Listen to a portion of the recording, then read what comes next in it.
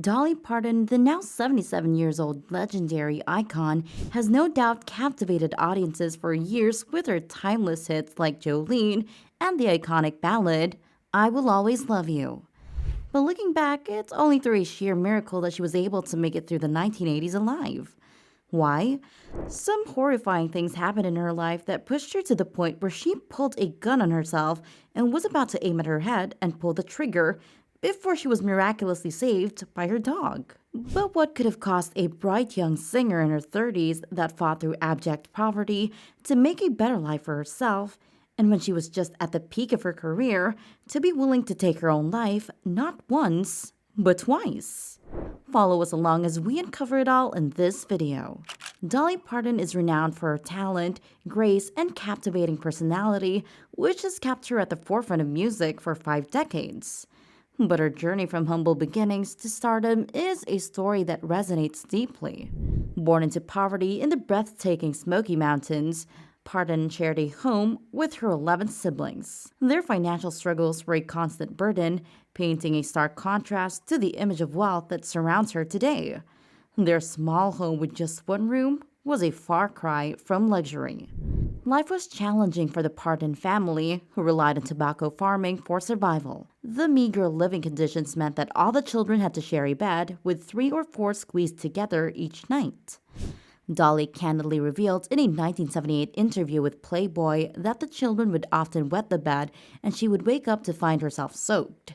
With limited resources, changing the sheets was a luxury they couldn't afford. While the situation might seem distressing, Dolly's perspective on it was extraordinary. She shared that being peed on in bed actually provided some warmth during the harsh winter nights when the room was as cold as the outdoors. Bundled up in the bed, it became almost a strange comfort amidst the challenging circumstances they faced. During the summer months, the children had an easier time as they could wash themselves in the nearby river using homemade soap. But in winter, they had to make do with a small pan of water for their hygiene needs. As the family continued to grow with each new arrival, the older children shouldered more responsibilities, especially when it came to caring for the youngest members. Dolly recalled her mother assigning each child a baby to take care of, which meant extra attention and nighttime rocking. It was a way to ensure that every child received the care they needed in their large family. Tragedy struck the Parton family when Dolly was just 9 years old. She lost her baby brother, Larry Parton, who passed away as a newborn. The loss brought immense heartache to the family as they navigated the sorrow that accompanies such an event. Despite the hardships her family faced, her talent still shone through. At a tender age, she mesmerized audiences with her soulful voice and skillful guitar playing on local television and radio shows in Tennessee. Thanks to her uncle's belief in her, Dolly got a chance to be a part of the Cass Walker Farm and Home Hour, a popular radio program and TV show. Soon, she became a regular performer, captivating hearts with her incredible talent. In 1959, a momentous opportunity arrived when Johnny Cash introduced 13-year-old Dolly to the stage at the esteemed Grand Ole Opry.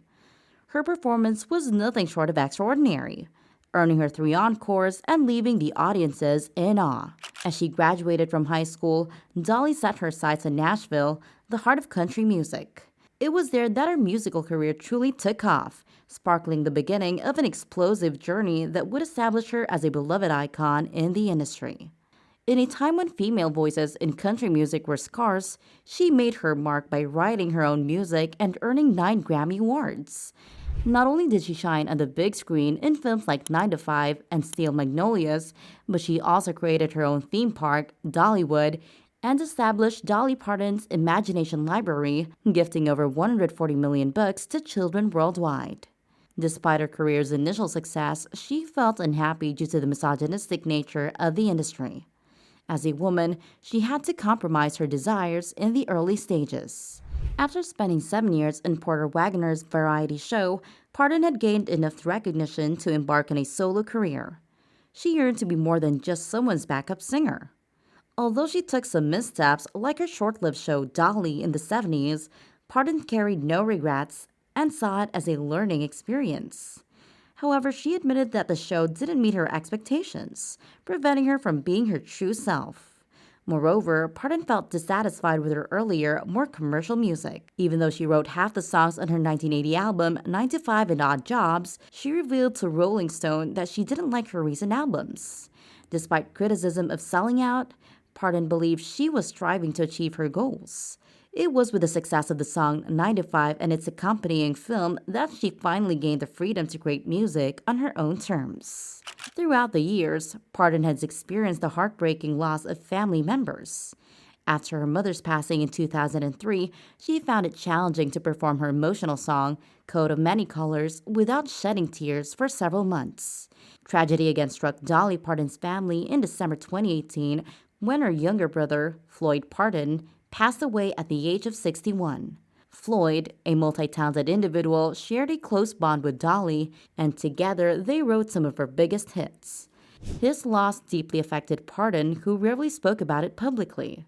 In a joint statement with her family to People magazine, they remembered him as a person who lived a life of love and contributed beautiful songs. At his service, they bid him farewell by singing their collaborative hit, Rocking Years, as a family. But amidst them all, the 1980s proved to be the most tumultuous period for the beloved singer. In a candid revelation from her 2017 interview collection, Dolly on Dolly, she disclosed a heart-wrenching affair during what appeared to be an open marriage, plunging her into the depths of despair. The pain inflicted upon her heart left her contemplating the unthinkable, taking her own life. During this harrowing time, Parton's physical health was also in turmoil. In 1982, excruciating abdominal pain and unexplained bleeding forced her to cancel a highly anticipated tour, and in a desperate bid to alleviate her suffering, she underwent a partial hysterectomy in 1984, a procedure that left her shattered as doctors revealed that she would never bear children. This devastating news further propelled her into the clutches of depression. As she grappled with these afflictions, she found solace in binge eating, seeking temporary respite from the relentless emotional storm raging within her. The relentless onslaught of challenges continued to attack Parton. Her personal life was marred by family conflicts, further exacerbating her fragile emotional state. Meanwhile, the production of The Best Little Whorehouse in Texas, a film she starred in, metamorphosed into a veritable nightmare, leaving her profoundly disheartened.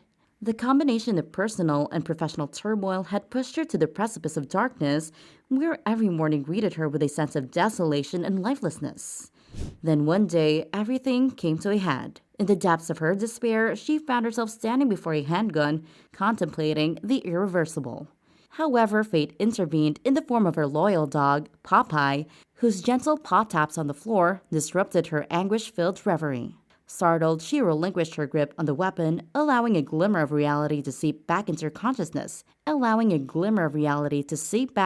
her consciousness. She attributed this intervention to a higher power, considering her dog a spiritual messenger, a vessel through which divine intervention called her back from the brink. It was a moment that compelled her to kneel, to pray, as she acknowledged that this was a pivotal turning point in her life. Dolly Parton later got married, but although she and her devoted husband, Carl Dean, shared a loving and enduring marriage since 1966, they were unable to conceive children of their own due to the medical procedures she underwent earlier. While Parton and Dean had already embraced the immense responsibility of raising Parton's 5 younger siblings, their aspirations for a family of their own were momentarily eclipsed. The ensuing darkness engulfed her, leaving her to grapple with the haunting thought of ending her own life. This was probably the first time the thought first came to her mind before the close shave with death that happened in the 80s. Adoption, a topic of discussion for the couple, seemed like a possibility. However, Parton questioned her ability to be fully present as a parent, her mind forever preoccupied with the demands of her multifaceted career. Hindsight brought her a new perspective, a realization that a higher power had orchestrated a grander plan. Her charity work through the Imagination Library became a profound channel through which she could nurture and touch the lives of countless children, providing solace and inspiration. In the tapestry of destiny, Parton discovered that perhaps not having her own children had enabled her to be a mother figure to a multitude of youngsters, a testament to the wondrous intricacies of life's design. If you enjoyed this video, there's a good chance you'll also enjoy the one showing on your screen right now. Click, enjoy, and don't forget to subscribe to the channel. See you on the next one.